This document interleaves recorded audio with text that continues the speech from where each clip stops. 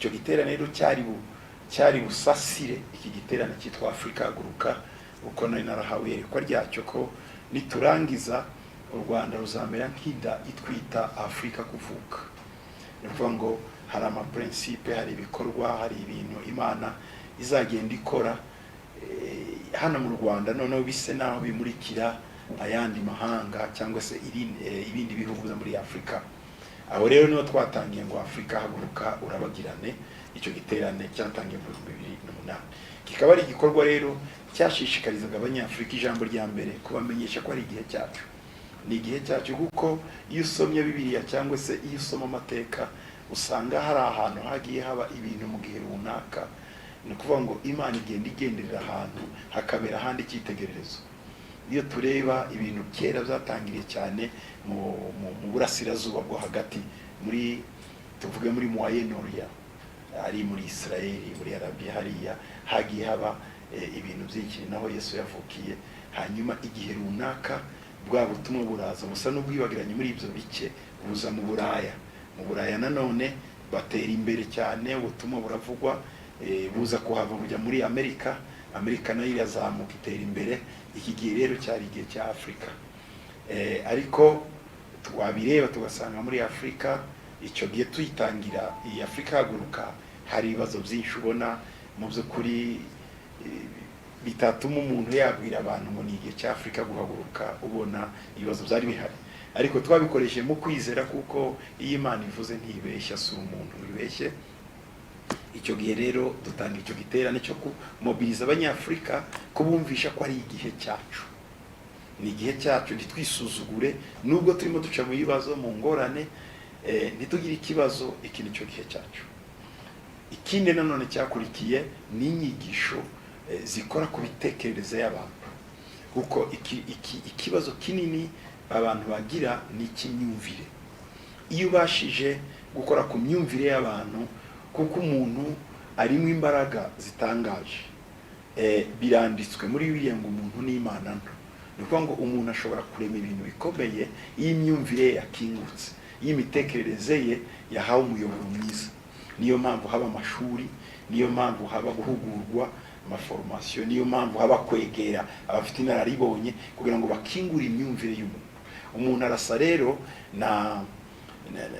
arasa na kokiye, ikintu gifunze hejuru. Iyo ubashe kukimenagura ukuramo imbuto y'imbere nziza, ushobora kubiba ikazavamo ikindi kintu.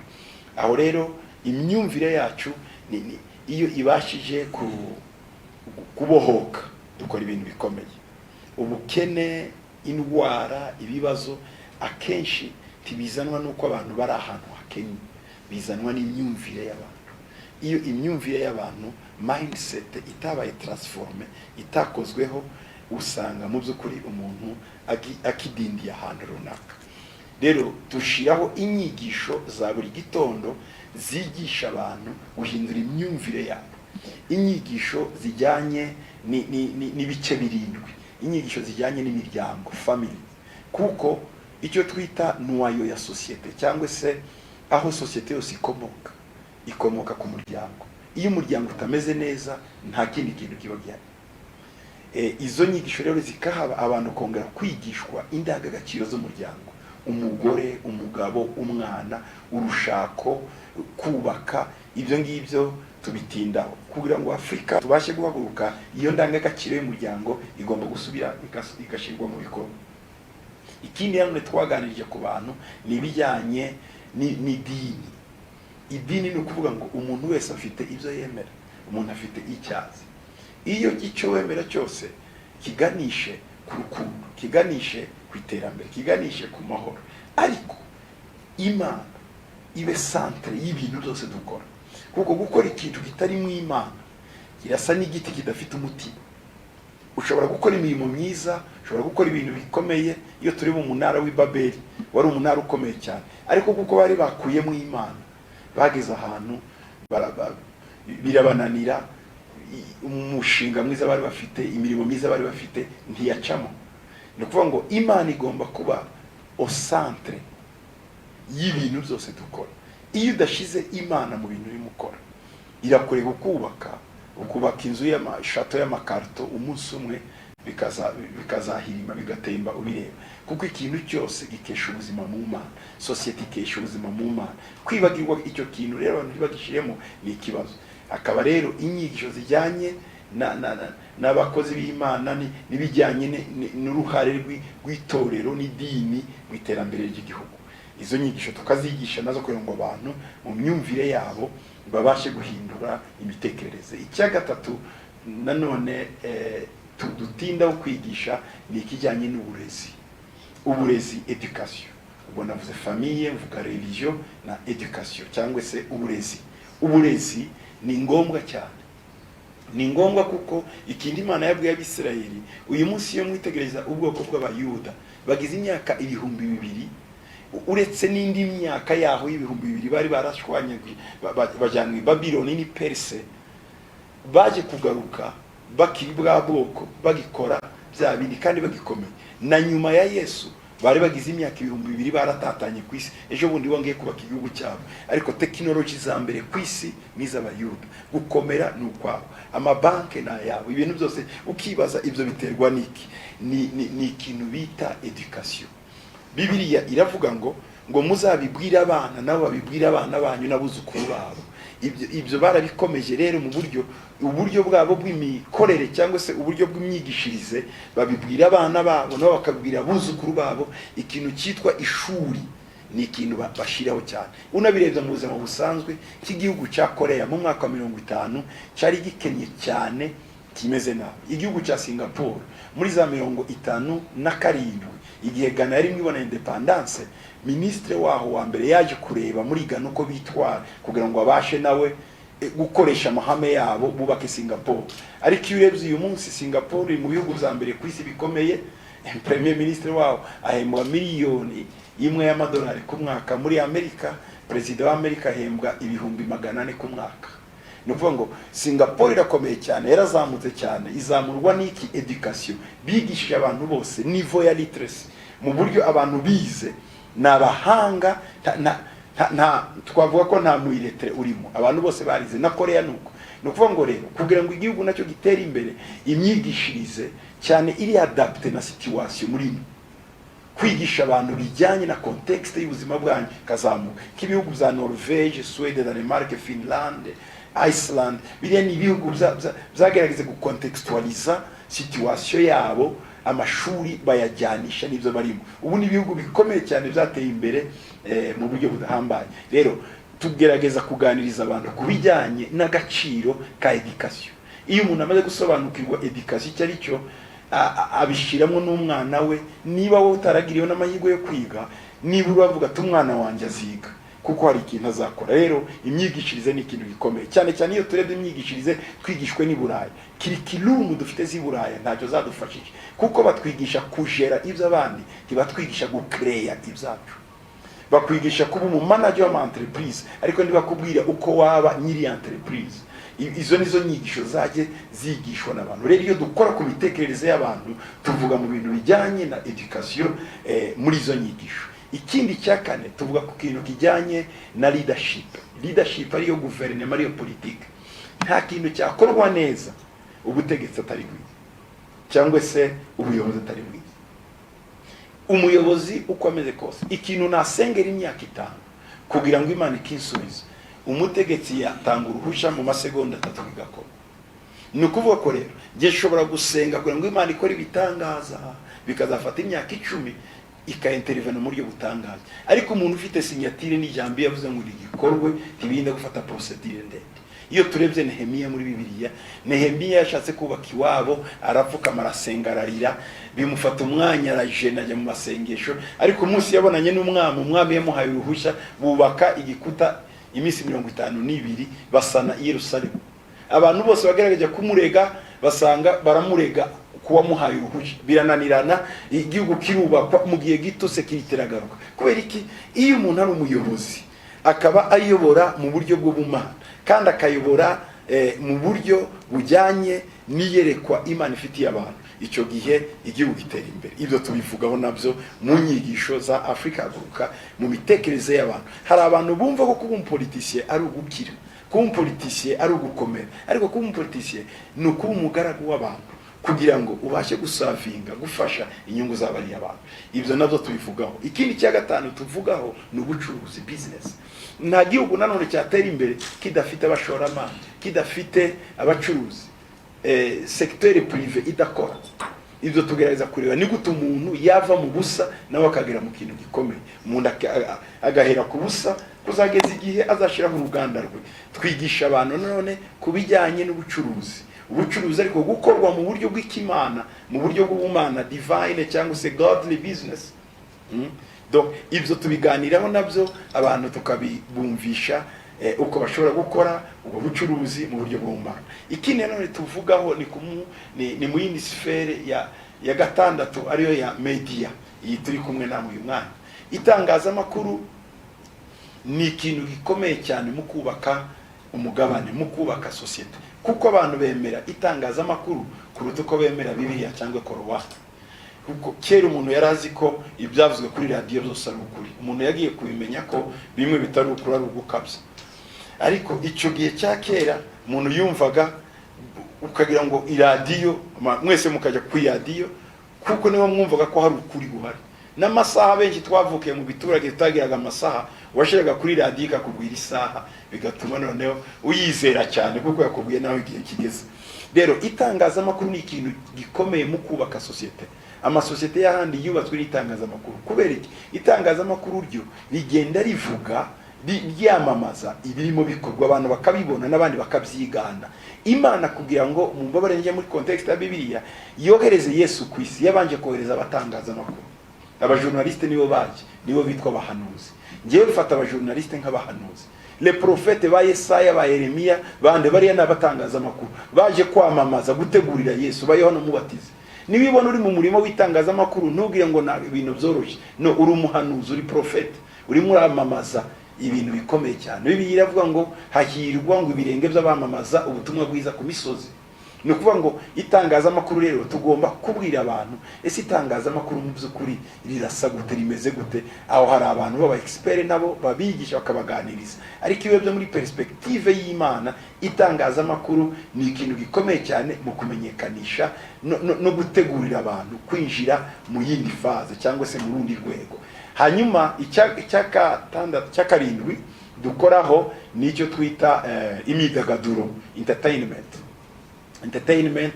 Ni ukuvuga ngo imikino, imyidagaduro, akarasisi, biriya byose murabona ko isi y'uyu munsi urubyiruko ruri muri ibyo, muri za muzika, muri siporo, muri biriya byose. Ibyo rero nabyo tugomba kubikoresha kugira ngo duteze Afrika yacu imbere, ariko mu buryo bw'indangagaciro z'ubumana. Ngibyo muri Afrika Haguruka inyigisho twiga mu gitondo tukazihuguriramo abantu batandukanye, ibyiciro bitandukanye, kandi haba hariho aba expert batandukanye muri ibyo, bafite inararibonye, babyize kandi bafite experience, bakabibaganiriza. Mu migoroba rero haba icyo twita ngo ni ibiterane by'ububyutse.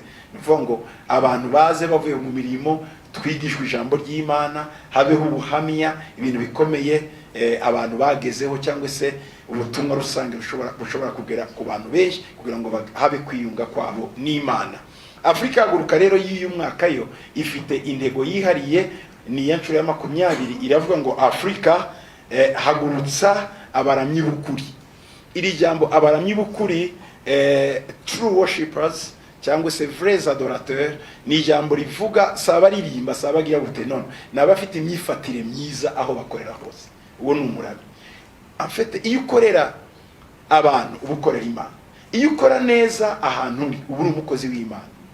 Abantu bamenyereye ngo umukozi w'Imana ni pastor uri ku gatuti. Oya, umukozi w'Imana ni umuntu wese uri mu inshingano ze neza kandi akazikora neza. Uwo Bibiliya imwita umukozi w'Imana. Mu Baroma 13 Bibiliya iravuga ngo abapolisi n'abakoresha bikoro ngo n'abadiakone. Iryo jambo abadiakone babaye mu nsengero murarizi, abo twita abadiakone, Bibiliya nayo bita abadiakone n'abakozi b'Imana. Iryo jambo mu Kigiriki diakonos, ni ukuvuga ngo umudiakone ni umuserviteur, nufasha abantu. Rero iyo ukora neza ku musozi wawe, aho uri, aho ukorera hose, ubu uri umukozi w'Imana. Rero abaramyi Afrika rero hagurutsa abaramyi ku misozi yabo, aho bakorera hose, umuntu aho ari akore neza, mu mirimo ye akore neza, ku kazi akore neza. aho pasiteri akureba hatakureba, aho mwene se akureba atakureba, ubuzima bwawe bwo muri prive no muri publique bwende bube kimwe. Ni ukuvuga ngo ibyo wavugira mu ibanga ukanabivugira n'ahagaragara, wowe mu bwihisho ukaba nawe wahari hagaragara. Donc ibyo nibyo turimo dusenga ngo abanyafrika tube genuine, tube authentique, dukore neza. Ubu rero niyo nsanganyamatsiko ngo hagurutsa abaramyi b'ukuri, abahungu abakobwa b'abanyafrika bahaguruke bafite indangagaciro z'ubumana, babashe guhindura Afrika. Muri make tuzagendera ku cyanditswe kiri muri Zefaniya 3:10 aho birivuga ngo hakurya ngo y'imisozi ya Ethiopia ngo hazahaguruka baramya Imana kandi bayizanira amaturo. Ngibyo muri make. Ikindi cy'umwihariko kiriho nuko twashize cyane imbaraga ku burezi muri Afrika. Haguruka tuzavuga ku muryango, tuvuge no kuri business, ariko twashize cyane imbaraga ku burezi.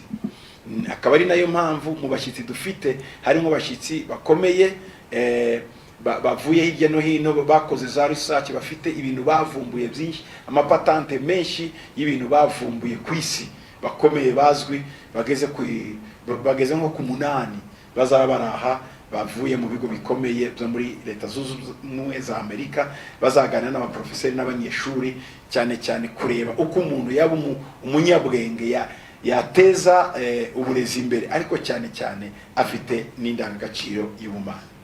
Muri make nibyo. Reka mpe Claudine nawe biribuze nawe tubwire nk'umukoordinatrice wacu ukoordona Afrika Haguruka, cyane cyane uhuza ikiraro cya Amerika na Afrika.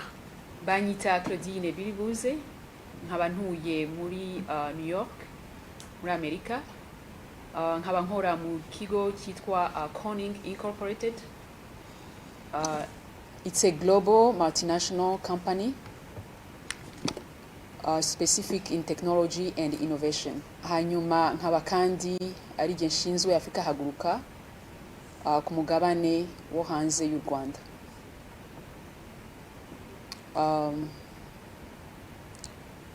Muri Afrika Haguruka y'uyu mwaka dukurikije kuri vision ya Apostle Dr. Paul Gitwaza,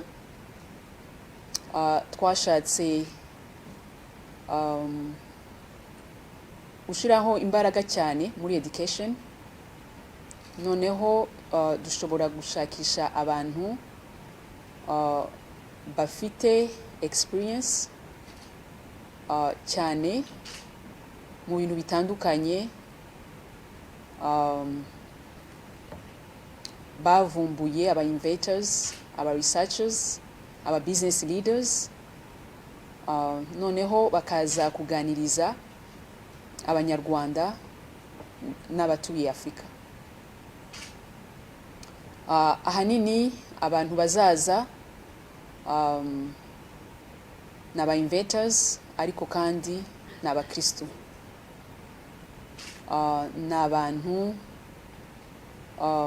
ibyo bakora byose baba bafite Christian values.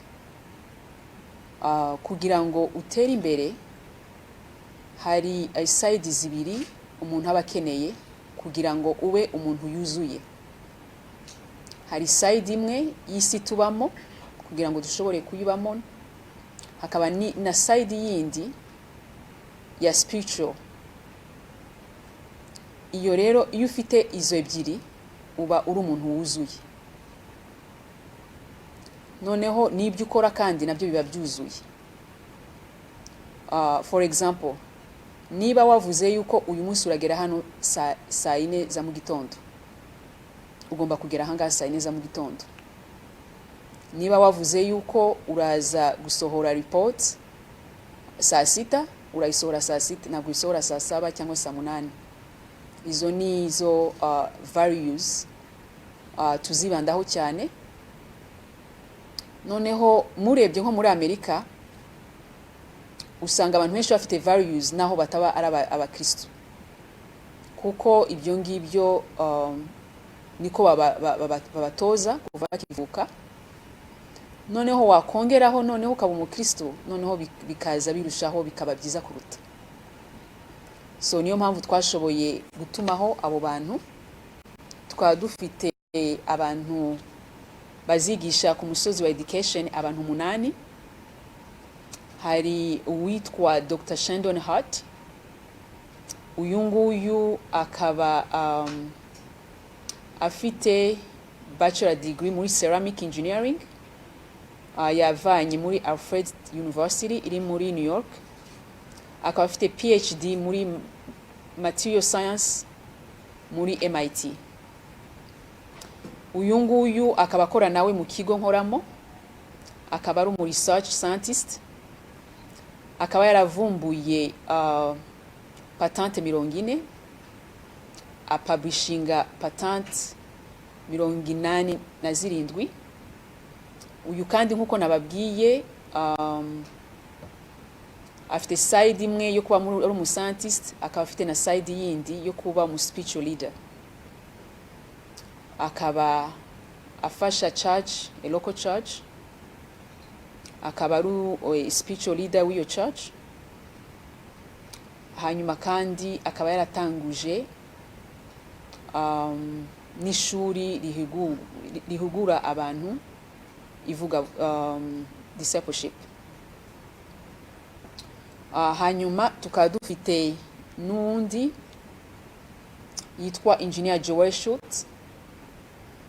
Uyu nguyu nawe afite bachelor degree muri electronical engineering, akaba yarayivanye kuri University ya Purdue.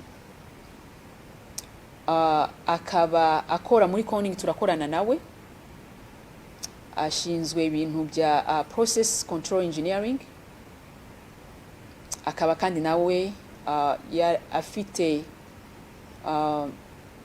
technical reports 77, akaba yinventinze afite 15 patent, akaba afite na 7 applications patent. Kubw'umwihariko kuri uyu nguyu we afite na trade secrets.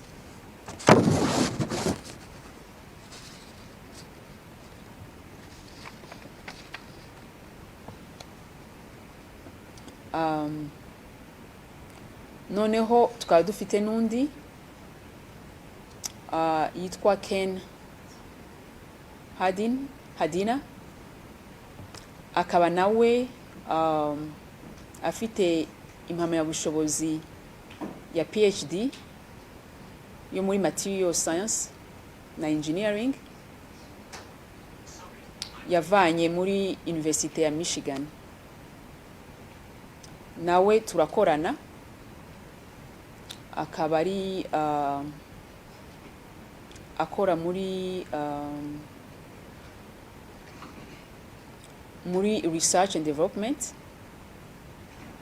akaba afite amapatente 50 n'amapatente 89.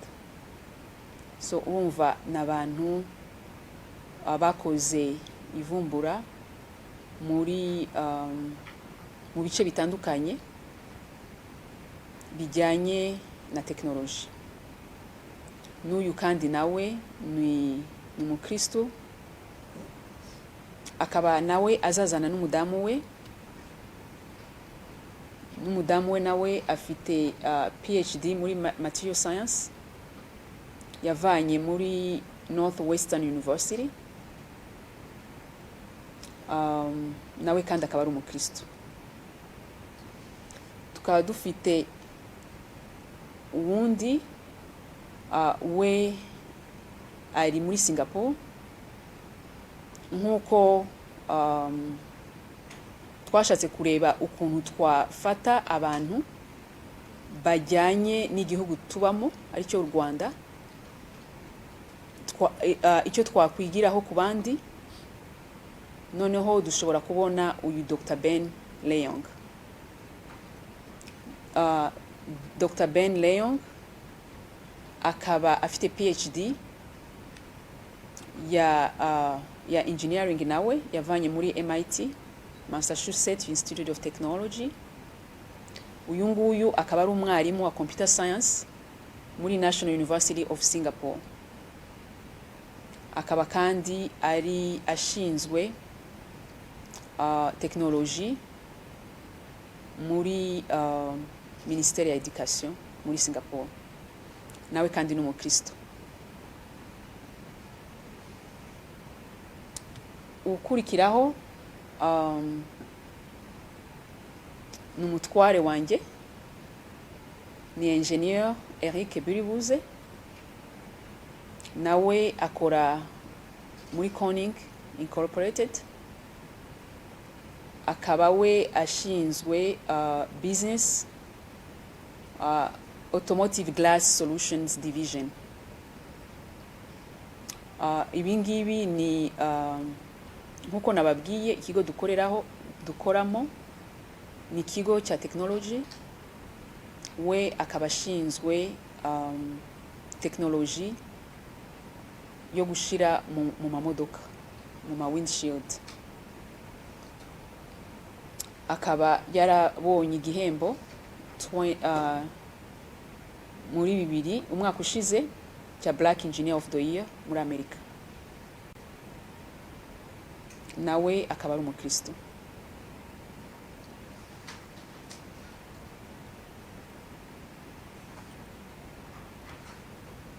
Tukaba dufite n'undi yitwa Net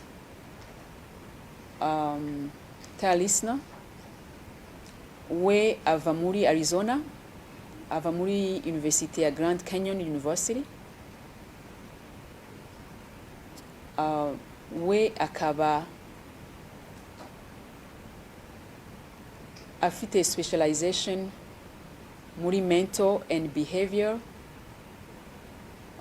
services. Urebye nawe twamuhisemo kugira ngo turebe uko yaza nawe akaduhugura ku byerekeye behavior y'umuntu na mental awareness z'abantu. So ibintu byose twagiye dukora, twagiye tureba ibyaba abantu baba bakeneye dukurikije n'amanama twagiye tugira kugira ngo turebe uko twahindura imitekerereze y'abantu, uko twahindura uko abantu bakora, uko twahindura uko Afrika yava aho iri ikagera mu rundi rwego. Murakoze. Impamvu twabatumije ni uko twasanze uburezi ari mu bintu bikomeye bizamura igihugu n'umugabane. Natanze ingero nka Korea y'Amajyepfo, nka Singapore, nko muri Denmark. Iyo tuvuze Denmark n'ukubura mu muhanda agomba kuba yararangije secondaire.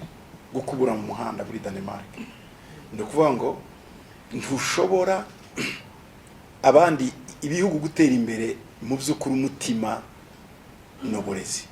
Nicyo twe turimo twibandaho, ariko suko uburezi ngwa aruvuga nako abasenga bakijwe batize. Oya, niyo yari imyumvire ya kera tugomba gukuraho, kandi ndagira ngo ibimaze kugaragara ko bitakiri byo. Ubu ngubu insengero zimwe aba intellectuals cyane ndetse kurusha n'abandi benshi. Ubu ibintu byarahindutse, byataye isura. Ndumva aho rwose twarabatumije kugira ngo tuzamure uburezi. Icya kabiri Mathias yabajije wo ku gihe tuvuge ibintu bifatika kuva dutangiye Afrika haguruka byaba byarafashije abantu. Akenshi kwevaliwa ibyo urimo wigisha mwarimu, wigisha abanyeshuri, ubibonera mu bikorwa bakora. Twe turigisha abantu bagashira mu bikorwa. Hari ingero zitandukanye. Dutangira Afrika 2000 haguruka mu mwaka wa 2000, na abantu bakeya cyane bumvaga bari proud yo kuba umunyafrika. Ndetse mwibuke ko icyo gihe twari mu bibazo byinshi cyane, umuntu akirimo yirebaho wenyine. Ariko uyu munsi ibyo bitekerezo byamaje kujya mu mitwe y'abantu. Umuntu wese yumva ari proud ko umunyafrika, ndo mwana w'umunyafrika, ntakivuga hatari ubunyafrika. Hari n'ibindi twakoze. Dukora icyo twite ngo ni resolution ya 2015, imyaka 2015, ibyo twe twemeje muri Afrika Haguruka bagiye kubidiskita muri EU, dufite ndetse bamwe mu rubyiruko rwacu bagiyeyo kubitangamo ibyifuzo. Ibyo nabyo dutekereza ko byaje kuvamo na gahunda ya 2063. Urumva ko bitagarukira gusa ahangaha, hari ahandi bigera. Ikindi nacyo nk'ababikurikiye baha mu Rwanda, ntavuze ahandi, hari ibintu bifatika bagiye bakora. Hari nk'ubusore umwe ku rugero yakurikiye inyigisho z'umuryango, aragenda atangiza gahunda z'imiryango. Ndagira ngo Robert wasubiza neza kuri wa musore, sinzi afite yashizeho association ifasha abantu ba Muhanga. Yaraje akurikiye gusa inyigisho z'umuryango azibamo akuramo ikintu gikomeye cyo guhugura kijyanyemo n'ibyo bari babajije byo kuringaniza imbyaro n'ibindi byose. Donc mu buryo asubiza mu mago abantu bari bagiye kwahukana gutandukana, yabikoze mu mushinga ukomeye cyane uri mufasha abaturage muri za Muhanga hariya. Sinabasha kubiyevaluwa cyangwa mbirangize, ariko birahari mu by'ukuri. Ni nayo mpamvu tubisubiramo kenshi. Iyo bitaza guca mu myaka ya mbere iri imbere, tuba twarahinduye indi strategy tukareba ibindi dukora, ariko impamvu tubona nuko hari ikintu kirimo gicamo. Yarabaje ikindi kibazo batese, ni gute umuntu imyemerere yayishira mu kazi ko hanze. Exactement nicyo nshaka kubabwira. Nawe ufite imyemerere yindi, ubundi mu kazi gasanzwe hariya hanze niho umuntu yakagombye gukora neza kuruta atari mu kazi. Imyemerere ukuntu nongere ngaruke nanone uko ubukoroni batwigishije ko umuntu aba mutagatifu ku cyumweru ndetse akambara imyenda y'umweru. Ariko birya byari igice cy'ukuri kw'ivanjiri. Ukuri kuzuye ni ubuzima bwa buri munsi. Iyo niyo myemerere, gukora neza mu buzima bwa aho uri hose. Abantu twakoze rero tudevelop icyo twita idini. Idini ni kuvuga ngo ndakora amarorerwa yose hanze ku cyumweru cyangwa ku isabato, nzakarabe noge mbe muzima. Imana Abisirayeli babwiye Musa ngo ariko ko rutubwira ngo wavuganye n'Imana, wayibwiye natwe katuvugisha. Musa aragaruka ati yambwiye ngo mwitegure mu minsi 3 izavugana nawe. Abagabo n'abagore barakugendeye, bogeje imyenda yabo, barayimeshe, bariteguye neza, barakarabye ngo tuzahura n'Imana. Mukanya bumva ku musozi hejuru w'Isinayi inkuba zirakubita, hahinda umushyitsi, ubwo Imana ije kubasura. Nabo bagize iminsi 3 boza imyenda, batera bagorora, bari mu butayu. Ubwo burabakubita kugeza igihe n'abatambyi ngo batinye gukora kuri wa musozi. Barangije babwira Musa ngo genda uyibwire ngo twayibonye, yari itaraza, ari inkuba gusa. Nicyo kibazo abantu dufite, turagenda tukitegurira ku cyumweru no ku isabato, ariko yindi minsi tukaba abandi bantu. Ibyo turimo twigisha rero, ni gute waba wa mukristo ku cyumweru no ku isabato ukaba na wa mukristo ku wa mbere ku wa kabiri ukaba umuntu umwe, timuba abantu babiri. Iyo niyo myimere. Ibyo rero nibwo buzima mu by'ukuri abantu bakagombye kugira. Tukikuramo ya mindset bya bitekerezo bivuga ngo umuntu aba mukristo iyo ari mu rusengero. Aho ndatekereza ko tuzumvikanye. Nido tugize iminsi tubwira abantu ko ubukristo atari mu rusengero, ubukristo ni ku murimo, ni mu nzu, ni mu rugo. Kwihere agaparo gatoya katwa abapasiteri. Hari umupasiteri watahaga mu rugo gakubita madamu we cyane yavuye kwigisha. Ibyo byaterwa n'amadepression umuntu aba afite n'ibindi byose. Noneho ariko yagera hariya ku cyumweru akabwiriza neza cyane, abakristo bagasimbagurika, batishima cyane, banezerewe. Bukeye umudamu aza gusenga ku cyumweru yikoreye matera. Protokolera atese mama pasiteri matera yijyanye, bati mumbabarire, ayishizaho. Umugabo arigishije, arangije kwigisha, agiye ayisasare kuri podium ati twibera, bati nkeneye umugabo wo ku cyumweru, uyu niwe shaka, nazanye matera nayimuri yahaga, ati kuko mu nzu atandukanye n'uwa. Ibyo mbivugiye ku bashumba twebwe, ariko no mu bandi bantu nuko hirya no hino wasanga abantu bameze. Umuntu akaba mwiza cyane imbere y'abantu, ariko iwe akaba intare.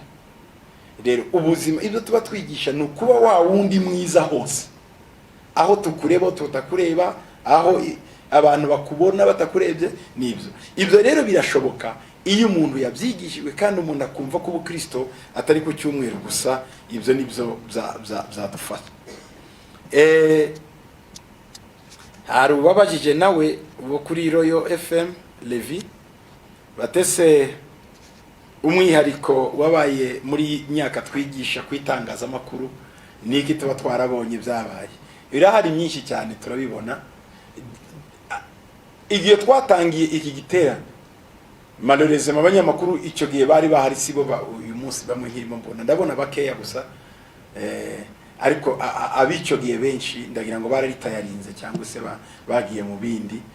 Ndabona ubu hari itangazamakuru murasobanutse simvuga ko ari twe izi nyigisho zabibasobanuriye gusa, ariko nibihe muragenda mubibona itangazamakuru rigenda mu by'ukuri rikora umwuga neza. Ibintu byo gusebanya cyane no kugira gute mwe muri aba professionnel ntabyo mugira, mushaka inkuru mukayandika mukayikora neza. Gusa icyo navuga ntabwo ari kwitangazamakuru byonyine, n'ahandi henshi impinduka zigenda zigaragara. Ariko ntitwavuga ngo n'uyu munsi umuntu muhuye afite imyaka 30 ngo uramuhindura mu myaka 20 gusa, kuko umuntu ugenda umugorora gahoro gahoro turinda dusaza tugihinduka. Gusa hari intambwe ubona. Itangazamakuru yo mu bihumbi 2000 abantu igihugu kirimo kiyubaka, n'itangazamakuru ry'ibihumbi 2019 kame hari cyagiye gihinduka, umuntu yareba hari evolution iri hariya imbere.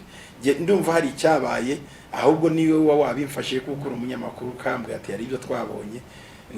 Ntimwagarutse ngo mumbete mwanyaje, nta testimony nabonye, ariko ni muzimpa ndatekereza ko hari icyo Imana izadufasha aho twese bikadusubizamo imbaraga tukamenya ko ibyo dukora ari byiza. Gusa nzi abantu bahise batangira bikiye muri ibi ngibi, bamwe gutangiza nk'itangazamakuru ko ku rugero nka Zion Temple, abasore n'abandi bahise bahaguruka turashaka kwiga itangazamakuru, ndetse bamwe turanakorana muri televiziyo authentique na radio authentique, bafatiye ibyemezaho kumva ko ari abakozi b'Imana. Abantu bari bazi ngo abantu bitangazamakuru n'abantu b'abanyabibazo gusa, ariko bamenye ko ari abakozi b'Imana. Benshi bafashe umwanzuro wo kugira nabo kujya muri uwo murimo.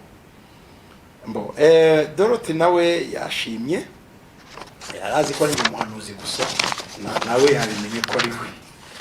Ubu twembi turabahanuzi n'abandi bose n'abahanuzi. Mu by'ukuri abantu bose n'abahanuzi iyo bakora neza. Kuko ijambo guhanura no gutanga inama, no mu Kinyarwanda baravuga ngo yamuhanuye neza. Bitandukanye no kutuvuga ngo Uwiteka yavuze, Imana yavuze. Iyo uri mubwira umuntu ikintu cyiza umwereka inzira, uri umuhanuzi mwiza. Twese turi bo mu by'ukuri. Iyi gahunda nta bitandukanye n'iya leta kuko mwari muyivuze.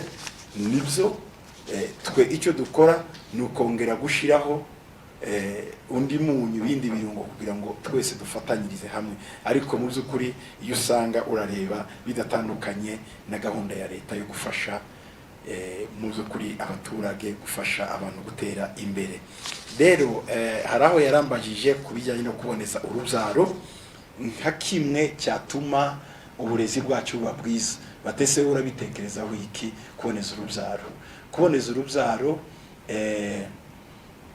ndagira ngo nsubire mvuge mu bintu bibiri cyangwa bitatu muri Bibiliya, mu gitabo cya Yohana igice cya mbere ku murongo wa 14, niba memoire yanjye ikora neza. Bibiliya iravuga ngo abo ntibabyawe n'ubushake bw'umuntu n'umugore, ngo ahubwo yabyawe n'ubushake bw'Imana. Ni ukuvuga ngo hari ibintu tugomba kumenya ko ari bibiri. Umuntu wese abyarwa Imana yabishatse, ariko hari na programme haba y'umugore n'umugabo bagapanga ngo tuzabyare babiri.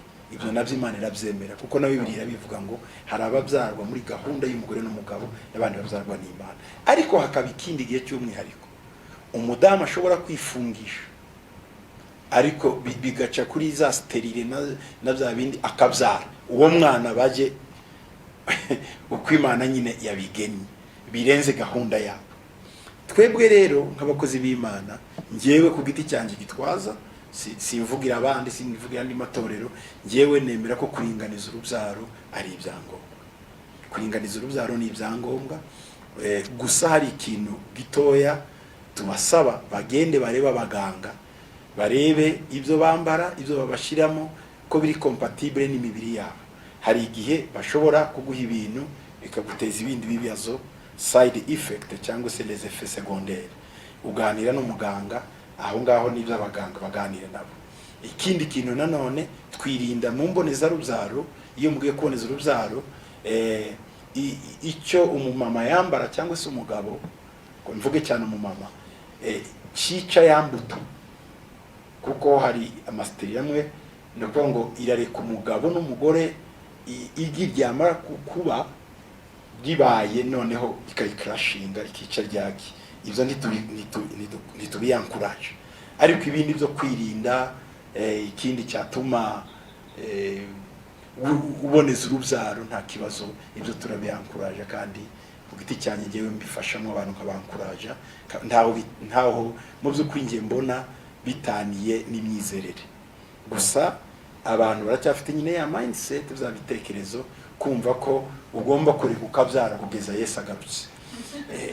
Ibyo uko nawe nuko abyumva, ariko ndagira ngo aba abonye abantu baganiriye hari icyo bakuramo cy'umusaruro. Ndagira ngo nibyo. Ikindi yabajije na amatitre arahari, ba bishop, ba apotre, ba reverend, ba pasteur, kuko pasteur nayo ni titre. Gusa aha nagira ngo mbanze mbibibwiriye gatoya.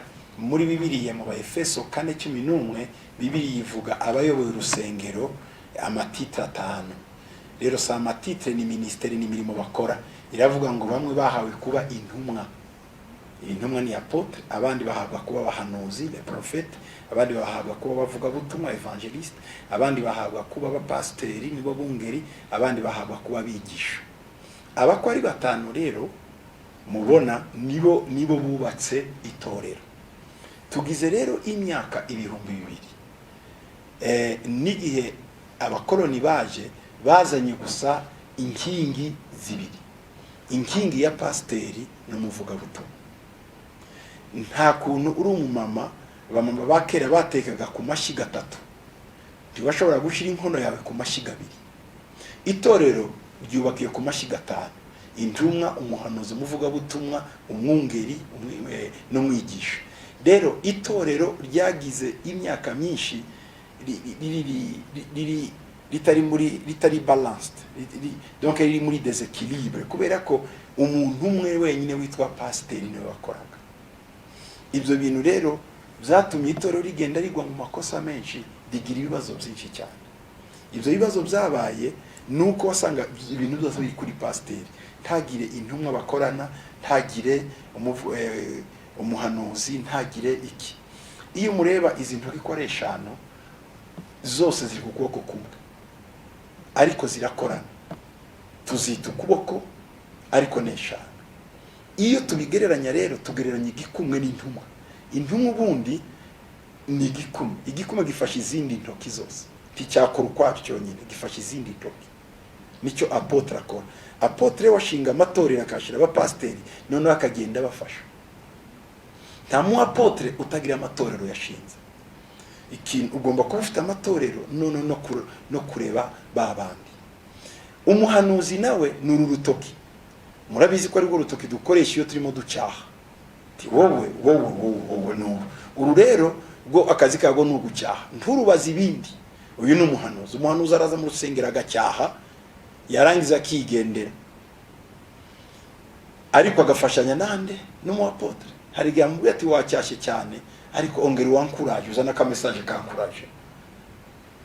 Naho rurerure tubita umuvuga butumwa. Umuvuga butumwa nibwo gwisumbukuruza rukabona ahari abanyabyaha kure akajyayo. Waragenda asa n'inkoko ya pondeze, agatera amaga kigendera, akaba ari wo yashakisha. Umuvuga butumwa aragenda akabwiriza abantu, akavuga ati muzagira gute, batinya geheno mu bose tubashaka gukizwa. Akigendera hanyuma babandi bose agasigara undi ubahamagara akababumbira mu itorero. Uwo ni pasiteri. Pasiteri akazike murabona n'uru rutoki, ni nabwo tukunze kwambaraho alliance. Ni kuvuga ngo pasiteri we ashingiranwa n'itorero. we ni nk'umugabo, ni umubyeyi w'itorero. Pasiteri ashobora kuba atazi kwigisha, ashobora kuba atazi gukora, ariko azi kurera, akakugenderera mu rugo, waba warwaye akakumenya, waba ufite ikibazo akakumva, akakuba hafi. Pasiteri ni affection, watanga affection. Si ngombwa ngo bazi kuvuga mu ndimi nyinshi, abazi kubwiriza cyane. Pasiteri agomba kuba ari umuntu ufite umutima wo kuragira w'igishumba. Hanyuma hakaba agahera kanyuma. Akagahera ni umwigisha. Hari igihe tutafite amatije koto mu gutwi yakurya, tushira bwikuma, tushiramo sumba zose, ukubitamo agahera. Iyo kinjijemo neza uraruhuka. Agahera rero ni umwarimu, araza akabakurugutura, yabigisha ati yankozeho pe, uyu muntu yanyigishije ankozeho. Uwo wakazi ke ni mwarimu, aba nabigisha. Abakori batanu rero bari barabuze. Ubu nicyo gihe cya reforme. Imana nimiyongera kandi kureforma itorero ritazayoborwa gusa na pasiteri, harimo intumwa, abahanuzi n'abandi. Ititre bishop rero, bishop ni ubundi bishop niyo titre, ariko abangaba si titre, aba ni ministère, ni umurimo. Ministère apostolique, ministère prophétique, ministère. Bishop niyo titre, monseigneur niyo titre. Nukuvuga gute ngo tuvuga aha muri Kigali mfite amatorero 10 n'urugero. Ajye amatorero 10 mu buryo bwa administration agomba kugira ureba baba pasiteri bose ko ari 10. Uwo niwe bita évêque, bamwita overseer, ureberera abo bantu. Abo nibo Paul yagenda ashiraho ko mu gihugu cy'Ikereti n'ahandi. Abo ni aba bishop bita aba episcopi. We ahagarariye intara, noneho akareba ba bandi ba mu buryo bwa administration no mu buryo bw'umwuka. Abo nibo ba bishop. Kiwaba bishop rero ufite urusengero rumwe. Bishop nduzuvuga ngombaye, no, bishop ni umuoverseer. Kandi bishop atandukanye na apotre. Nje sindi bishop. Nje ni ministeri, ni nkuko wavuga pasiteri. Harabakunze kwandika bavuga ngo Gitwaza ntavugana n'abantu ntiyakirana, sindi pasiteri. Fite aba pasiteri babashinzwe. Njewe ndi wo gufasha aba pasiteri kugira ngo bafashe abakristo. Nibyo abantu batazi rero umurimo w'intumwa. Umurimo w'intumwa mu by'ukuri yego byaba ngombwa rimwe kufasha igihe pasiteri adahari. Nibyo navuze ko igikumu gifasha abandi. Hari igihe nshobora kuba pasiteri igihe runaka, ariko nimo ntegura umuntu. Nukuvuga ngo rero umuapotre akazi ke no gushinga amatorero, akaforma wa pasiteri akahabasiga akajya handi. Naho bishop areba ako gace, bishop wa Kigali, bishop wa Majyepfo, bishop wari nabo nibo episcopi bareba intara, ariko hari aba pasiteri bari munsi yabo. Uko ndi naho nuko bimeze. Rero birashoboka ko muri ibi bihe bya itorero rimo ryiyubaka abantu nyine babiprofisemo, kandi ingezo ntibintangaza kuko igihe cyose hari original, amakopi aba menshi.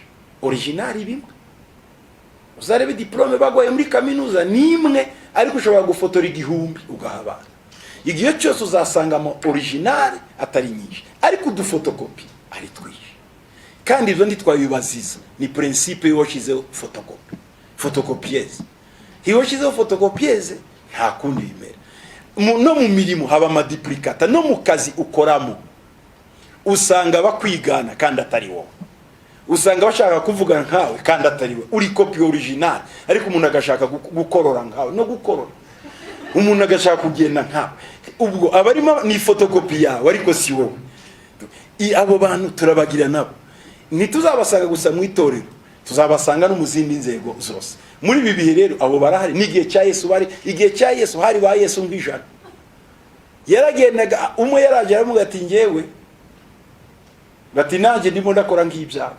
Nabigishwa baza baramuga ati twasaza abantu barimo bakwigana. Yesu ati mubihore mubareke.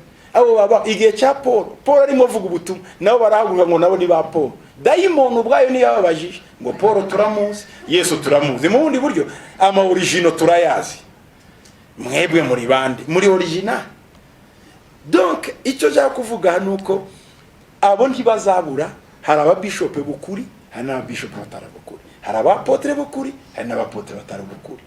Nuko niko bimeze, kandi nta uzabikura nubwo twafata ingamba zimeze gute. Kiretse dukuye photocopieze rero ni inyiganana.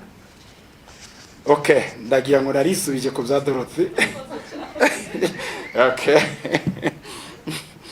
Pascal yo muri Salos yabajije ku bushomeri buri aha hanze muri Afrika. Urasanga dufite abashomeri benshi, abana bacu bagwa muri za Mediterane benshi murayibona bajya gushaka akazi Buraya, n'abandi bana barangiza amashuri ugasanga ari abashomeri batese byaba biterwa ni na education curriculum iri twakuye mu Buraya. Mvuze mu buryo butatu, hari cause lointaine na cause immédiate. Donc hari ibyakera, imvano ya kera twayisesengura mu mateka y'icyo gihe, ariko imvano y'ubu ngubu twayisesengura muri Afrika kuba dufite ikibazo cya ama class atandukanye. Dufite abiri, abandi bagira atatu. Tugira abakire cyane n'abakene cyane, titugira abo hagati. Abo hagati babita middle class, classe moyenne. Muri Afrika ndihaba usanga hari quartier y'abakire na quartier z'abakene. Ni bihugu bikeya cyane usanga muri Afrika bifite ama classe yose. Ubundi ahandi bashiraho classe moyenne. Uzarebe no muri physique, iyo ufite positif na negatif nushiyemo neutre biraturika, hakenera kujyamo hagati visible mwitwa neutre. Siko bigenda. Iyo bayita kugira ngo neutralize masse. Iyo visible itarimo hagati. No muri societe nuko. Iyo hatari classe moyenne abashomeri baba benshi. Ariko muri classe moyenne hariya niyituma abantu benshi babona utuzi, kuko bakura amafaranga kubakize nabo bakadistribua kubo hasi, hakabura urujya rw'uruza rw'imirimo. Afrika rero tugomba kugeraho ducrea iyo classe moyenne. Icyaka biri muri Afrika koko hariho abantu bigishwe kujera, tibigishwa gucrea, kuvumbura. Icyo ni kibazo dufite. Umuntu akarangiza ariko ntahange wenyine, ntahange imirimo. Hari nubwo ubura n'ibihangano kandi ufite ubwenge, kubera ko ntabe bigutiza. Tutibagiwe n'ikindi rero mwene data Pascal cy'ishari ry'Abanyafrika. Reka mbe nk'ukubwira gatoya uko twigistra Abanyafrika n'abandi bantu. Hari ibyobo bitatu. Icyobo kimwe kirimo abantu barimo barira ngo dusohoke. Uranyumva? Icyobo kirimo kirira ngo dusohoke, none abantu bakavuga ati tuzakivamo gute? Bakavuga ngo reka duhekane ku bitugu. Wewe nugera hejuru uzasohoka. Bagahekana, uri ugeze hejuru agasohoka. Yasohoka icyakora atega ukuboko agakura mundi, akamubwira ati nawe kura mundi, nawe kura mundi. Ababashiye gukora iyo principe ni Abayahudi n'Abanyamerika. Iyo umuyuda akize agurira mwene wabo, kugira ngo urufaranga rw'umuyuda ruve mu mupfuka ruje ku wundi munyamahanga ruca mu mipfuka 64. Ni ukuvuga ngo iyo umuyuda ageze muri Kigali abanza kubaza ngo ugurisha amazi muri Kigali n'umuyuda batoya abahe, abamuhanga, agategayo akajya kugura karito 100. Ya mafaranga akaca muri mwene wabo, nundi nuko uko niko Abayuda bazamu. Icyobo cya kabiri kirimo abantu, agashaka uko byigana akagisohokamo. Yagisohokamo agasiga kivuye ngo itumuzagume undigendeye. Abo ni Abanyaburayi. Umunyaburayi arakira na mwene se ntamuha akazi ko kuba umuzamu. Kavuga ati genda iyo niyo mentalite y'Abaeuropei, kandi abo nibo badukolonije. Hakaba icyobo cya gatatu kibamwe abantu. Iyo umuntu atangiye kwegura gatwe ngo azamuke, bose bavugiriza induru mu cyobo ngo mumumanure. Bakakumanura barangiza bakagushira mu birenge batuzongera uva. Bakagukandagira ukicuza impamvu warugiye kuzamura gatwe. Abo ni bandi n'Abanyafrika n'Abarabu. Rero nta kuntu shomaji zashira. Abana bashaka kuva mu cyobo tubakandagira. Iyo ni mentalite Afrika. Zendubu nyuma y'abantu kubona ntawe turimo tujya, ibintu birimo birahinduka, ariko iyo niyo concept, ikintu bita ishari. Ugatangira akantu gato, urabona ngubu ngoze vere, kababwira mwese yo ngakije kwitebe ngo naguze vere, mwaseka mwese ngo iriya ni vere yahe, mukajya gura iza Abashinwa kandi izifita. ngo reka shanguya yakuye Gitarama to iriya ni veri kandi ni veri. Nigeze guhimba indirimbo kera nari umuyobozi w'abaririmbyi, bakundaga gufata aho nari ni muri village wacu indirimbo ziva Tanzania na he, ndicara umunsi batari kuwahimba indirimbo ndayihimba, bukenza kuyigisha muri korari baramwe ngo wayikuye, ndavuga ngo narayihimbye kwa jina la Yesu, utuzana indirimbo wahimbye guto turirimbe. No kugeza iwacu mu rugo bashiki banje barambye ati ntukongere ngo wahimbye indirimbo ndasoni kudukoza isoni mu bantu. Ndakubwiza ukuri naracecetse kuko ari yanjye nahimbye tibayakira, ariko bagafata izo ku maradiyo kabarizo baririmba. Nuko abanyafrika bameze ibihinga ngano nari mfite muri nge bimfiramo. Nahimbye indirimbo 120 nzipfusha narazihambye zirapfa zirarangira, naragandutse ziraryana. Ubu ngubu niho namenye, namwe niho mwamenye ko umuntu yahimba. Twari tuzi ko baririmbye ari ba Bob Marley, twari tuzi ko indirimbo ari ba Peter Tosh, nge ndavuga bakeraga simvuga abanyu biki. Nukuvuga ngo umunyafrika iyo undi ateye imbere agira ikibazo, imbaraga ashora mu kumurwanya, azishoye nawe mu kubaka yatera imbere. Rero abashomeri dufite akenshi baterwa nuko tibafite ababankuraje. Umuntu ashobora gushakisha ikintu wamubwiye ati ariko ngewe navumbuye akantu kaguruka. Sizibagira umugabo witwa Concorde yaje kundera, yigeze ukora indege Concorde hano mu Rwanda, arayikorera zamukara ya Kimihurura, ariko yaraye muri Sirete barakubita ijoro ryose ngo niko nguzamura indege nkande, barakubita Concorde yaje yaramugaye. Harango ati nakubiswe icyo gihe hari imbere ya genocide kwiba. Icyo gihe ararira umugabo yaje kunde bati nsengera, yaruzi ibikomeri hose ngo yavumbuye indege. Umuntu nk'uwo abandi bahita bamwohereza mu bihugu bindi ngo genda uje kutwigira kuvumbura. Nicyo kibazo dufite, ntidufite abankuraje n'ibitekerezo zabo bana. Nta bashomeri dufite mu bundi buryo, dufite abantu bafite ibitekerezo ariko nta bashigikira, kuko muberekeye n'inzira ndi bafite n'abamentori bababwira ngo cyahariye, ubona kayira ukakaryamamo ngo abandi batakamenya.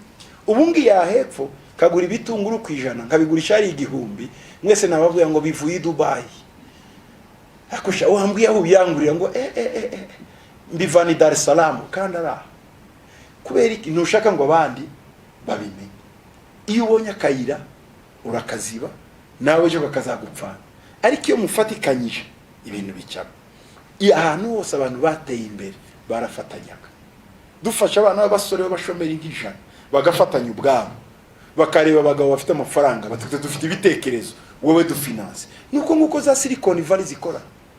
Silicon Valley ni biriya bigo by'abanyamerika bikomeye, n'abana barangije za Stanford University barimo biga, baragenda bagatekereza ibintu bavumbura, barangiza bakabishira ku isoko, abakiri b'abanyamerika bakabigura. Izo bihangano byabo nizo bita patente, babigura bakamuha pourcentage n'umwana urangije mu ishuri uwo mu. Ariko hari abakire bafite amafaranga bashaka ibihangano byabo. Narimo nganira n'umusore wavumbuye electricité mu buryo butangaje, ubu bayigurisha mu Buhinde, ariko yabaye sponsorize nabande n'abagabo bara babakire. Tugiye duhuza rero aba bashomeri, ubundi si leta izadushakira akazi. Abantu bango leta nta leta izadushakira akazi cyangwa izashakira abashomeri akazi, ariko habaye abakire dufite bakajya kureba ba basore barangije ama kaminuza, evidama bafite ibitekerezo byo guhimba bakabafasha twagera ku bintu bikomeye. Nge niko mbitekereza, iyo ni point de vue yanjye, sinzi ko nayipartage n'abandi bose, ariko nuko nyumva. Hari wabajije kubaka uburezi bufite ireme.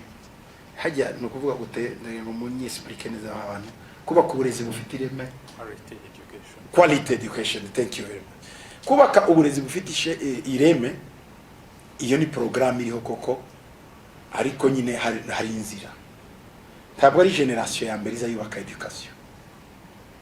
Hari iyi generation ishobora kurangira iyindi je ikabona gukora, ariko ihari isigaho foundation kugira ngo abanyaburaya bageraho bageze bahereye kuri ba Picasso muri Florence, icyo bitaga Renaissance, batangira gusa pentire abantu batangira kuzisoma, batangiye gusoma amapentire, batangira noneho kwinjira muri cartésien, icyo bitaga baba cartésie cyaba Descartes, none batangira kureba uko ibintu byako biragenda buhoro buhoro bashika muri raison, noneho gukoresha logique.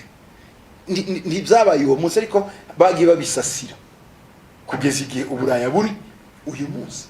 Ntabwo ari iki twebwe gushira ku ireme nukuri kitangira ubu, ariko umwana wawe n'uwanjye niwe bazahagarara kuri iyo ground ifite foundation, ifite urwo rufatiro.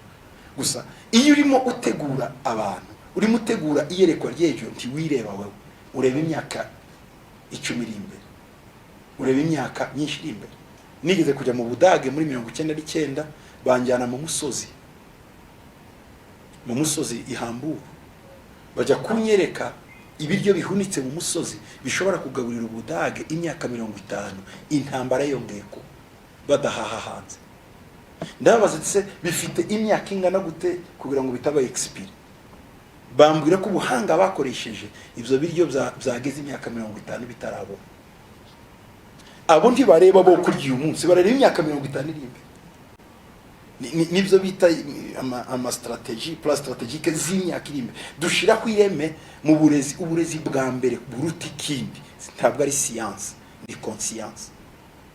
Science na peroke yayiga, peroke ni gasuku, wayigisha kuresita nayo ikabivuga. Maître Corbeau et le renard, uribuka amaresitation yake, le corbeau et le renard. Maître Corbeau sur un arbre perché tenait à son bec un fromage. Maître renard par un odeur alléchée lui à peu près son langage. Oh monsieur le corbeau, urazibuka. Niba mwarize ibyo ngibyo. Yari amaresitation twigaga kera muri 3e primaire. Nagasuku yafata twabivuga tutazi ibyo ari. Nubu ndacyabifite kuko nabifashe mu bwana. Conscience ni ikintu gikomeye. Uburezi bukomeye bw'ireme ntabwo buhera kwicaki y'umwarimu kuri no ni mu rugo.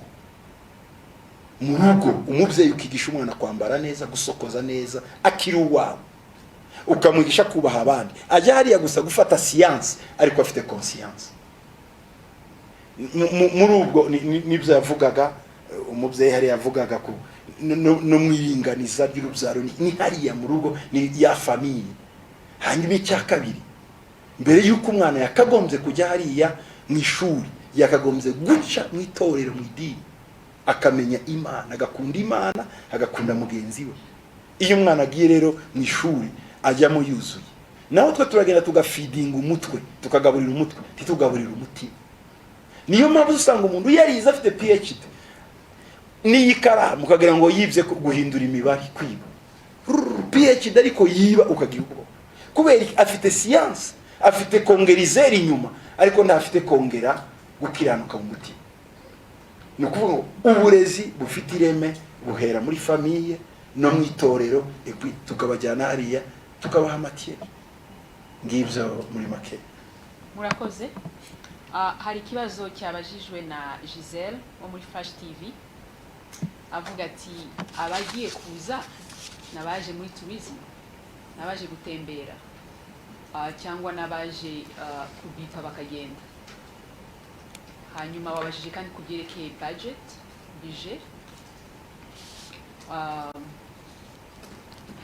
Robert aragisubiza cya budget, Robert aragisubiza ariko ndagisubizaho gato. Kubyerekeye abazaza, nkuko mubizi Authentic World Ministries ntabwo iri mu Rwanda gusa, iri ahantu hose, iri muri Amerika, iri muri Australia, iri muri Europe, iri no mu bindi bihugu byo muri Afrika. So abangaba bagiye kuza ntabwo ari abantu baje kubipa, n'abavandimwe, nishuti za Zion. Ukuvuga ngo the short term, mu gihe gito baraza hano bamare imisi 8, baje nkuko twabivuze kuri iriya misozi 7, ariko abenshi bari bazibanda cyane ku burezi. Bazaza bigishe nkuko babivuze hariho kwigisha mu gitondo na revival conferences nimugoroba. So ni ukuvuga ngo bazaza bigishe, bazigisha kuri faith and science. Hanyuma hariho ama themes twagiye tubaha bazavugaho ibyo ngibyo twakoranye nabo n'abari ahangaha kugira ngo turebe igikenewe aba ari cyo bigishaho. Kandi buriya ntabwo ari bo gusa baje kwigisha, hariho nabyita nka win-win situation. So nabo baje kuvoma muri twe nk'abanyarwanda. Urazi yuko dufite umuriro mu masengesho, so nabo baje kuvoma uyo muriro. Iyo niyo navuga ni nka short term, kubera ko bazaba bari ahangaha iminsi 8 gusa, bazahita basubirayo. Ariko the long term nuko tugomba gukomeza iyo relation dufitanye, kuko nkuko nabivuze mbere, muri New York dufite igicaniro cy'amasengesho ariyo Art of Prayer. Apostle nk'intumwa ngira ngo yabibasobanuriye neza nk'igikumu, agenda ahantu hose na New York araza, nabo ngabo bazaza ntabwo ari bwo bwa mbere azaba babonye kuko barabonanye. Twigeze kugira igiterane muri New York, turamutumira araza, ashobora kubonana nabo. Nkuko navuze ni abantu 8 bazaza. Iyi ni intangiriro, urebye n'abantu benshi bashagaga kuza, ariko turavuga reka dutangire abantu bake. Nkuko ikigo cyose kiba gifite strategy, where you start and where you go and what is your plan for 5 or 10 years. So this is just like a starting point. So n'abantu bake twatumiye. Kuri bije naho ndumva Pastor Robert araza kubivugaho, ariko n'abavandimwe ni inshuti za Zion, so harimo collaboration. Ntabwo ari gusa investment iva mu Rwanda, ariko nka Authentic World Ministries aho biri hose ni ubufatanye bw'abantu bose batuririye isi. Murakoze. Nitwa Pastor Robert Runazi, aba ari je ushinzwe guhuza ibikorwa by'iki giterane ngarukamwaka cya Africa Haguruka se cyangwa Africa Rise mu ndimi z'amahanga. Hari ibibazo bibiri akongera ngo ni bitatu nasabwe gusubiza. Icya mbere ni kijyanye n'umuntu washyize mu bikorwa bimwe mu bintu yagiye yiga muri Africa Haguruka, by'umwihariko kuri sphere cyangwa se ku bintu bijyanye n'umuryango. Yahise afata icyemezo amaze gusobanukirwa akamaro ko kugira umuryango muzima, akamaro ko kugira imiryango muri societe myiza, akamaro kuri iyo miryango, akamaro ku gihugu. Yagize umutwaro, afata gahunda, atangira guhugura abantu, agahugura ababyeyi, agahugura urubyiruko rugeze igihe cyo gushaka, agahugura abana. Ku babyeyi ahugura uburyo bagomba kubana, uburyo buri muntu agomba kwita ku nshingano ze, akagaragaza nk'uko twagiye tubyiga icyo bimarira umuryango iyo ababyeyi, mu gihe ababyeyi bahari bombi, buri umwe agafata inshingano ze akitangira urugo rwe, icyo bimarira uwo muryango, icyo bimarira abana, umurage mu bijyanye n'indangagaciro bisigira umwana urerewe muri uwo muryango. Iyo ONG rero ye ikaba iriho ikura kandi ifite akamaro muri societe nyarwanda. Ntabwo bikorera mu matorero gusa, ahubwo bagenda bamwiyambaza no gukumira amakimbirane akunze kugaragara mu miryango hirya no hino. Yayitangiye mu karere ka Muhanga, ikaba iriho ikora neza. Tukaba tubishimira Imana kandi tuvuga tuti ibikorwa nk'ibyo bikwiriye kwiyongera, abantu basobanukirwa ikintu cyagirira akamaro umuryango se cyangwa ikindi bakagishyira mu bikorwa. Ikindi nabajijwe ni ikijyanye na budget igiterane. Ubundi mbere yuko mvuga umubare nagira ngo yenda muri make nyure mu bintu bigize igiterane. Twakira abashyitsi benshi. Ibiterane nka 3 bishize twakiraga abantu batari munsi ya 300 baturutse mu mahanga, baturutse mu bihugu duturanye, ndetse baturutse no mu bindi bihugu bya kure ariko ku mugabane wa Afrika. None tukajya n'ikindi cyiciro cy'abashyitsi baturuka ku migabane y'Uburayi, muri Amerika, Aziya n'ahandi. Abo bashyitsi rero turabakira kubera yuko baba baje kuvoma ubwo bumenyi, baba baje kumva ijambo ry'Imana, gukurikira izo nyigisho. Turabakira tukabacumbikira kubera ko ari abashyitsi, tukabamenyera uko bava ku macumbi bagera mu giterane, tukabamenyera uko babaho mu gihe cy'iminsi 8 igiterane kiba gihari. Iyo ni ingingo ya mbere. Ingingo ya kabiri, birumvikana abashyitsi bari benshi cyane, ari abaturutse hanze, ari n'abantu baba baje mu giterane hano i Kigali n'abaturuka mu turere dutandukanye hano mu Rwanda. Dutegura aho ibyo biterane bikorerwa muri za stade. Nazo icyo nacyo ni ikindi kintu cya kabiri kigize n'indi linye ya budget yo tugira. N'ibikoresho bijyanye nabyo, gutegura ibikoresho birangurura amajwi, gutegura ibikoresho bifata amashusho, gutegura ibintu byose bijyanye na logistique z'aho hantu. Icyo nacyo ni ikindi gice kigize budget. Usibye amacumbi, usibye kwita kuri abo bashyitsi, usibye aho hantu tuba twateguye muri za stade kubakirira, hari n'ibindi bitoya byiyongeraho. Budget rero y'ibiterane byo dukora ngarukamwaka ubigeze kuri miliyoni 75. Miliyoni 75. Ayo mafaranga akaba akoreshwa, abafite buri kintu icyo yagenewe kugira ngo tugere kuri uwo mubare. Agakoreshwa na komite igira uburyo ikora, haba ari uko amafaranga yinjira, haba ari uko amafaranga asohoka, hanyuma nyuma y'igiterane hakaba kugaragaza uko amafaranga yakoreshejwe.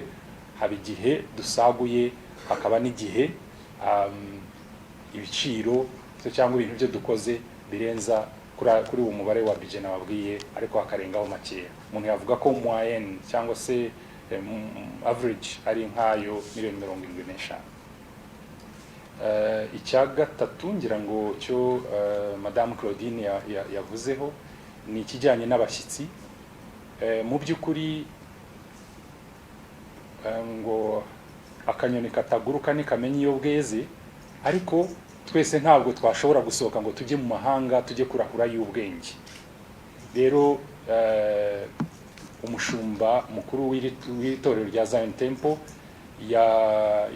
yafashe gahunda yuko yashaka abantu bigisha binararibonye b'abahanga mu bintu bitandukanye bijyanye n'iyi vision ya Afrika haguruka, kugira ngo bazajye baza bahugura abantu mu bwinshi. Aba bantu rero bafite inararibonye mu bintu bitandukanye. Ndizera ko byavuzweho. Hari abafasha, hari igihe abantu bibaza ko ibintu bijyanye n'ubukristo n'amatorero ari ukwiga gusoma amagambo ari muri Bibiliya, ariko ayo magambo ari muri Bibiliya ahindura uburyo abantu bakora uko bakunze kubigarukaho. Akaba rero ari abantu bamwe bize theology, bize ibintu by'iyobokamana, abandi bakora mu mirimo itandukanye, ariko bakabihuza n'ivugabutumwa no kwigisha ijambo ry'Imana no gusesengura ijambo ry'Imana no gusangiza abandi ibitekerezo bituma umuntu yiyubaka, bituma umuntu agira intego ndetse agakora ku buryo agera kuri ya ntego. Abo bahanga rero nibo bagize iryo tsinda ryo mushiki wacu Claudine yavuze. Bakaba baratoranijwe mu bwitonzi, mu bushishozi, tukaba rero tuzabigiraho, ariko nabo bafite amatsiko nk'uko yabivuze yo kumenya ibibera kuri uyu mugabane wa Afurika, by'umwihariko hano mu Rwanda. Rero kubera yuko nk'uko mubizi u Rwanda rufite izina ryiza mu mahanga, abantu rero nabo bafite amatsiko yo kumenya, yo kubonana n'Abanyarwanda, kumenya ibyo byiza byandikwa bivugwa n'itangazamakuru hirya no hino, kumenya uko u Rwanda ruyobowe, kumenya uko amatorero akora mu Rwanda, kumenya abakristo uburyo bagira uruhare mu buzima bwa buri munsi mu Rwanda. Ubwo rero bazaba ari ahangaha kugira ngo nabo bige ndetse banadusangiza ubumenyi. Ndumva ari ibyo bisubizo ku bibazo nabajije. Nkuko ndibutsa, nkuko byavuzwe, Afrika Haguruka uyu mwaka izaba ku nshuro ya 20. Imbogamizi rero zakunze kugaragara, yenda umuntu yazishyira mu byiciro bitatu. Icya mbere gifitanye isano n'intego yayo. Umuntu yabivuga mu magambo y'Icyongereza, the long journey of transformation, urugendo rurerure bisaba kugira ngo umuntu ahinduke mu bitekerezo. Cyagiye kigaragara nuko kwigisha ijambo ry'Imana kugeza aho umuntu ashobora guhinduka, ibyo yiga akabishyira mu ngiro, ni ibintu bitoroshye, kuko umuntu aba yiga ari mukuru, hari uburyo yarezwe, hari ibyo yigishijwe ari muto, hari ibyo yabwiwe ko ari byo kuri, hari ibibazo yanyuzemo, hari ibyahize ubuzima bwe, hari ibyo yabonye. Rero bifata igihe kugira ngo ibitekerezo by'umuntu bihinduke, yakire indangagaciro nziza, bizane iyo transformation mu buzima bwe, agire uburyo abona, nk'uko umushumba yabivuze, abona uburezi. Nifashisha amagambo y'Icyongereza, education with character. Tumenye ko science ijyana ibiri mu mutwe, ariko igomba kujyana na conscience n'umutima nama w'umuntu, kugira ngo ibyo yize abikoreshe kubw'inyungu za rubanda. Ukavaho akagera ku muryango, akamenya ko uburyo agomba kwitangira umuryango, ari umubyeyi, uburyo bagomba kurera abana, kwitangira kurera abana. Ibyo byose ni amahame asobanurwa na Bibiliya. Rero ni urugendo rurerure cyane. Twibazaga ko impinduka zihita zigaragara, ariko byagaragaye ko ari urugendo rurerure, kandi abantu bose ntabwo bahindukira icyarimwe. Icyo ni icya mbere. Icya kabiri ni ikijyanye n'abantu n'abafatanyabikorwa. Hari umuco ujyanye n'uburyo idini ryazanywe muri Afurika, ryasobanuwe ko amagambo y'Imana, nk'uko umushumba yabivuze, amagambo y'Imana ari amagambo usomwa muri Bibiliya, ukabikorera muri kiliziya cyangwa mu itorero, wasohoka ubundi ukagira ubundi buryo ubaho, atari ibintu bijyanye n'ubuzima bw'umuntu bwa buri munsi. Ibyo rero n'amatorero menshi ntabwo yabyumvaga, abakristo bene data ntibabyumvaga. Byafashe igihe, ariko biragenda, turashima Imana, biragenda byumvikana, bumva ko indangagaciro za gikristo umuntu yazifashisha kubaka umuryango, wazifashisha mu kuyobora abantu, wazifashisha mu burezi, wazifashisha mu buzima bwa buri munsi. Rero ni ukuvuga ngo byasaga naho hari igice kimwe cy'abakristo kibyumva, abandi bakumva ari irindi dini ryadutse, ari indi myumvire yadutse. Icya gatatu navuga ko ari ikindi cyaduhize mu mitegurire y'ibiterane ngarukamwaka, ni ubushobozi bukeya. Ubundi ahantu hakunze kuba ibiterane nk'uko mubizi by'ivugabutumwa, haba abaterankunga bagaturuka hirya no hino, cyane cyane hari n'abifashisha ibihugu byateye imbere bakajya gusabayo inkunga, ariko ibi biterane byagiye bikorwa n'Abanyarwanda n'Abanyafurika mu bushobozi bukeya bwabo, bakegeranya icyo umuntu afite, icyo yashobora, yashobora gucumbikira abashyitsi, yatanga imodoka ye iminsi 2-3, yatanga bo ebyiri za essence, bigaturuka mu bantu, ubushobozi bugaturuka mu bantu bagakora iki giterane kubera ko bumvaga akamaro kabyo. Avuga ko kubera iyo mpamvu ubushobozi buke bw'abantu ntabwo iki giterane cyagize intera nk'uko twabyibazaga bitangira. Twumvaga iki gihe cyaba kimaze kugera mu bihugu bya Afurika byinshi, kuko ni Afurika haguruka benshi, ndetse muri Côte d'Ivoire, Chad, Sierra Leone bagiye bifuza ko iki giterane nacyo naho gikorerwayo. Aho ntibyakunze kubera ubushobozi bukeya, aho dufite ibyiringiro kubera yuko uko gikomeza gusobanuka, kumenyekana, bizagera igihe kigere muri ibyo bihugu, gikwire hirya no hino muri Afurika. Numva ari ibyo bisobanuro navuga ku bintu byagiye biduhiga mu mitegurire y'iki giterane. Mu by'ukuri icyo twifuza cyangwa se intego nuko Afurika yaba mu migabane imeze nk'iyindi mu gutera imbere, ariko noneho ikagira ibyo mwihariko. Reka tube nk'abareba bya Alphonse, reba nk'ibihugu by'i Buraya igihe byinjiye mu gihe cya industry, batangira gukora amamashine, bakora nicyo gihe byinjiye muri pollution, ni ukuvuga ngo ikirere gitangira guhinduka. None nk'ibi bavuga by'amasantere nucléaire ko bakoresha umuriro, ubu hari ikindi gice kireba cyane bya environnement, bifuza ko ibintu byose biba green kugira ngo twongere barebe ko baramira kare kayungirizo karimo kasenyuka ka ozone. Noneho umuntu akibaza, muri Afurika ko turatera imbere, ese turi bukopye modeli y'i Burayi kuko hari icyo yangirije? Ikindi cya kabiri, modeli y'i Burayi abantu babonye ko nko ku rugero nk'ibihugu tuvuge nka Swede cyangwa se ibindi bateye imbere muri za 80 gukina na 5 kangahe, noneho baza gusanga ko abasore benshi n'abantu bariyahura. Bashaka kwibaza impamvu abantu biyahura. Umwana w'umusore afite televiziyo mu nzu, afite frigo yuzuye ibiryo, yigira umuntu ugeza muri university ararangije, nta bushomeri, ariko bagasanga nyuma amaze kubona diplome ye ikomeye cyangwa yabonye akazi k'amafaranga, byo kamusanga yaryamye mu muhanda, gari ya moshi gucira. Ibi kibazo gikomeye.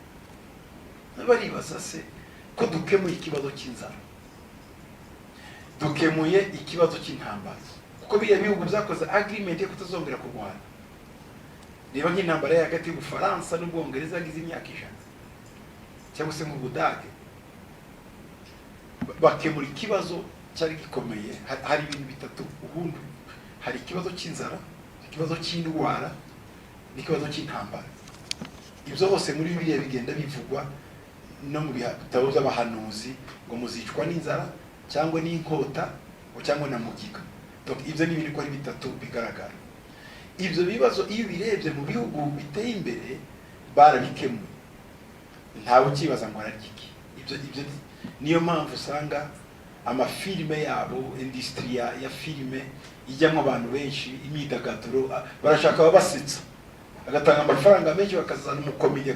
Ariko twebwe se n'inzara, utwo dufaranga wagira ngo umuntu agusetse, wewe wenyine gusa wamagana n'umwana bakagusetsa bikarangira, ukamugaburira. Ni ukuvuga ngo rero bakemura icyo kibazo. Baribaza niki gituma rero abantu uyu munsi biyahura.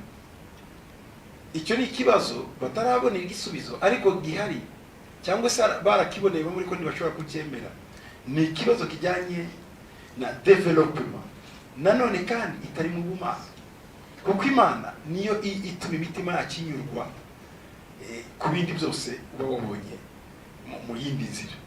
Ni ukuvuga ngo rero ese Afurika turakire ya development iri Buraya kuko hari byinshi tutarageraho? Yego, ariko tuzakomeza dukampeninga kugira ngo tugire development nziza irimo n'Imana.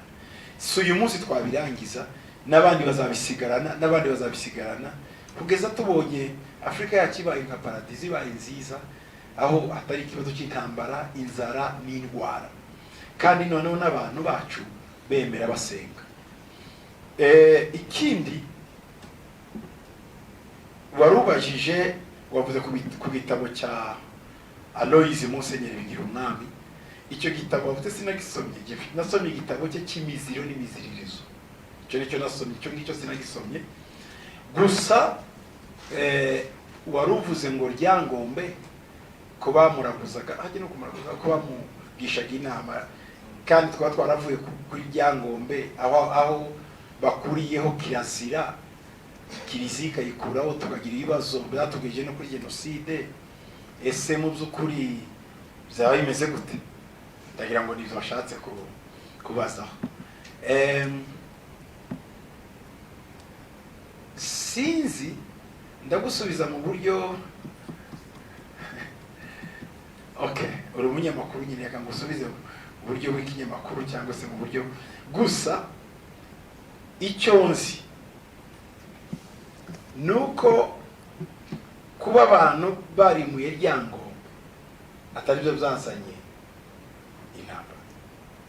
Hari intambara nyinshi zagiye zinabaho mbere yuko n'abakoloni baza mu mateka, zagiye zibaho, intambara yo ku Rucunshu, iki. Je pense ko izo zitazanywe nuko kiliziya yaje. Ariko aho nanone na kugarukira gatoya, ese Ryangombe nimbi kuki abantu bayivuyeho n'iriya mico niki? Mu by'ukuri ngarutse kuri wowe, Ryangombe twayemeraga natwe nk'Imana y'u Rwanda. Mu Burundi bafite Binego, muri Congo mu Barega bafite Kimbirigiti, muri South Africa Abazuru bafite Sangoma, uyu ugiye Abagana bafite icyo bita Kanyama mu Bashante. Ukomeje muri Afrika bafite umuntu wari umeze nka Ryangombe. Ahantu hose abari bameze nka Ryangombe, bajuwe rore nka Ryangombe, buri gihugu usangamo. N'Abakongo bari bafite, ndetse no mu bihugu nko muri Norvège cyangwa se Islande bari bafite icyo bita ngo ni Thor. Donc abantu benshi bari bafite umuntu bakarifiyaga nka Ryangombe icyo gihe. Ariko Bibiliya irabivuga, nge nk'uwemera rero Bibiliya, aho niho byenda nge nawe tutaza kubuhuza gato, iravuga ngo Imana yemeye ko abantu bamera gutya, bagira ngo bakabakabe bayishaka. Ubu bwari uburyo, kuko Abanyarwanda ntibemeraga ko Ryangombe ari Imana, ahubwo ibageza ku Mana. Ntabwo bemeraga ko ari Imana, ahubwo yabagezaga ku Mana yaremye byose. Umutagatifu mukuru, exact. Ibyo mvuga rero, uwo mutagatifu mukuru ntibavuga ko ari we waremye isi n'ijuru, oya, yabagezaga kuri ubu. Imana rero ngo yari yaremeye ko abantu baba muri ibyo bose bagire umutagatifu mukuru wabo, bakabakaba kugira ngo bayigereho kugeza igihe Yesu yaje. Yesu rero niwe waduhuje twese. Yaba Ryangombe yari akihari nawe, ndagira ngo yari gupfukamira Yesu, kuko none niwe mwami w'abantu. Tuvuge ko bose bari abami, aza ari umwami w'abantu. We ntiyaza gusa aduhuza n'Imana, azari n'Imana, ahubwo irimo ubugingo n'ukuri. Noneho ikibazo wibaza ati dusubire kuri Ryangombe cyangwa tuyireke? Ndagira ngo tunahisemo gusubira muri Ryangombe, Alphonse, njye uko mbitekereza, na tekinoloji iraha. Reka tuvuge ngo tureke Yesu n'ibindi. Tekinoloji iraha yo nyina abahungu ntibagukundira. Iyo ni generation ya Alphonse na Bagitwaza n'abandi. Aba basore bacu ntibagukundira gusubira muri Ryangombe. Tuvuge ngo turetse na Bibiliya. Yewe na Yesu ko baramurekura, bakurikira hip hop, music, rock. Abo ngabo bafite yindi Mana yabo, yitwa umupira, yitwa basket, yitwa football. Iyo niyo Mana yabo. Nubwo twavuga uyu munsi ngo turategetse abantu bose muje muri Ryangombe, mureke Yesu, dufite nanone abandi bazatubwira ati no, si cyo gihe cyacu. Twebwe agira gutya yakurikira akamenya umuririmbyi ukomeye wagezweho, akabicyamamara, akabimana yabo. Abantu bungu barimo bayishakira Imana zabo. Ni kuvuga ngo rero ntaho mu by'ukuri twaba ntitwaba dukemuye ikibazo muri ubwo buryo gusa. Yesu si mubi, Kristo Yesu si mubi.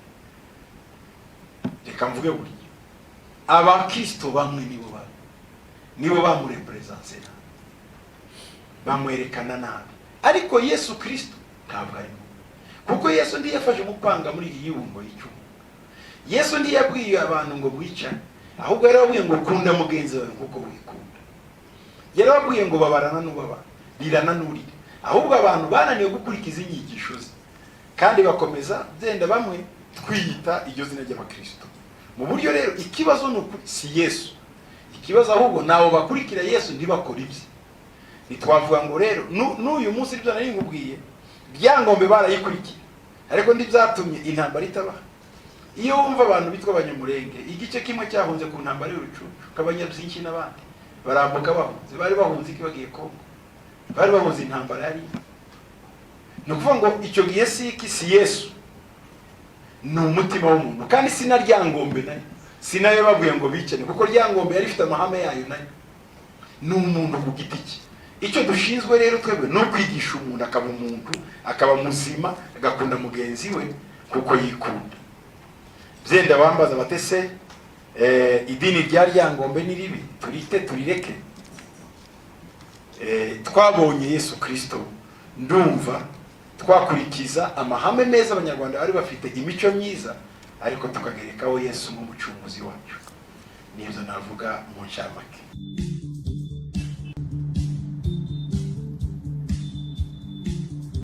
Inshuti twabanye muri iki kiganiro nahangaha tugisoreje. Mbashimire ubundi mbararikire kutazacikwa na Afrika Haguruka, igiterane cyabaye umusemburo w'impinduka ndetse n'iterambere ry'abanyafrika benshi, nkuko ubuhamya bwa bamwe mu bitabiriye iki giterane bagiye babigaragaza. Nari Christian Abayisenga. Shalom.